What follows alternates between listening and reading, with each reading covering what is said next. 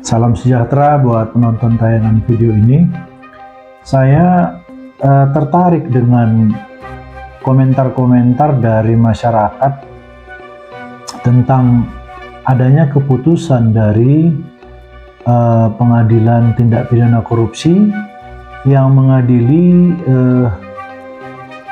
Joko Dwiono terkait kasus pembangunan jalan tol layang Jakarta Cikampek, di mana dalam pemeriksaan persidangan itu dikatakan bahwa negara rugi 510 miliar.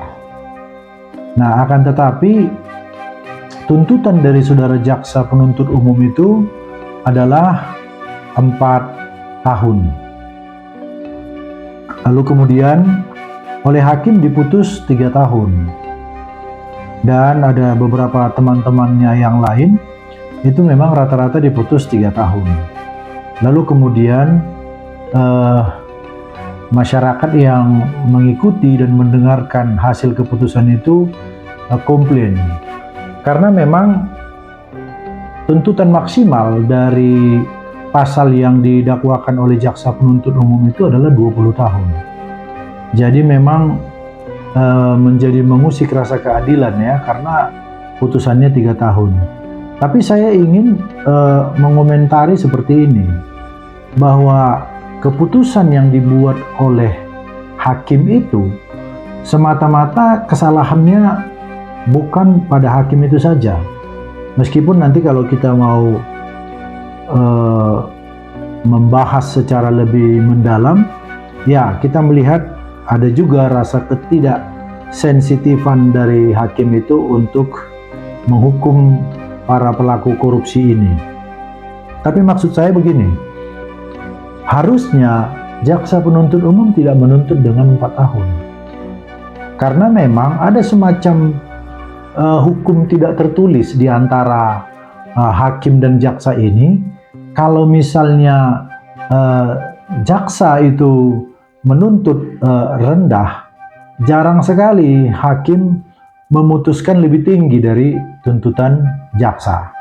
Bahkan ada lagi yang selalu kita dengarkan di dalam praktek, kita selalu mengalami dan mendengarkan itu, bahwa hakim itu seperti sudah dipatok atau ditentukan kewenangannya.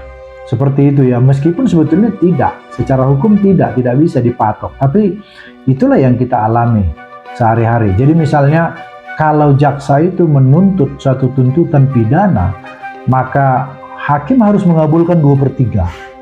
Nah, ini sebetulnya kalau menurut kami jadi seperti menyandera kebebasan hakim. Dan yang anehnya itu terjadi gitu ya. Jadi kalau contoh, kalau seorang jaksa menuntut seorang terdakwa itu 6 tahun, maka biasanya hakim berani memutuskan itu menurunkannya 4 tahun.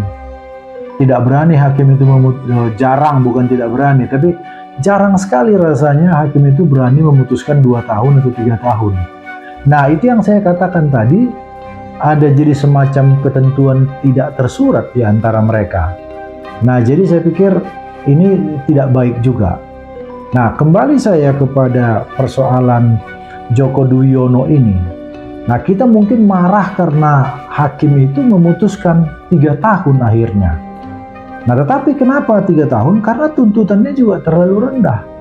Nah, jadi kalau kita mau misalnya mencurigai gitu ya, atau menduga-duga, ya kita patut menduga juga jaksa ini tidak benar. Karena harusnya dengan tuntutan dengan ancaman pidana 20 tahun itu, paling tidak harusnya dituntut 15 tahun, 18 tahun, seperti itu. Sehingga ketika dituntut dengan 15 tahun atau 18 tahun, ya hakim mungkin bisa memutuskan 12 tahun, seperti itu. Nah, jadi makanya akhirnya dalam penegakan hukum itu kita jadi bingung juga. Makanya ketika saya mendengar banyak sekali komplain dari masyarakat, ya tapi saya pikir kesalahan itu andilnya tidak sepenuhnya di tangan hakim itu. Justru jaksa yang menuntut itu yang menjadi patut kita tengarai ada apa gitu, karena cuma menuntut 4 tahun ya, sehingga hakim akhirnya memutuskan 3 tahun. Nah, saya pernah memegang satu perkara korupsi Alkes. Saya hanya ingin membandingkan saja. Kalau tadi Joko Duyono itu merugikan keuangan negara 510 miliar, saya pernah menangani satu perkara kasus korupsi Alkes di Rumah Sakit Umum Daerah, itu kerugian negara 3,3 miliar. Tetapi jaksa menuntut klien saya itu 8 tahun. Dan kemudian akhirnya hakim memutuskan 6 tahun. Nah, ini yang saya coba tadi uraikan di awal. Karena jaksanya menuntut 8 tahun, hakimnya memutus 6 tahun. Gitu. Jadi tidak jauh dari, artinya 2/3 seperti yang saya uraikan di atas tadi, yaitu jadi harus diikuti gitu. Nah, makanya kenapa putusan itu menjadi 3 tahun, putusan Joko Duyono tadi? Ya karena jaksanya cuma menuntut 4 tahun. Nah, jadi saya berharap kita mulai sekarang bisa saling mengawasi. Artinya yang perlu diawasi itu bukan hanya di hakimnya saja, jaksanya ini juga kita harus mengawasi, harus mulai mencurigai juga. Kenapa menuntutnya hanya 4 tahun?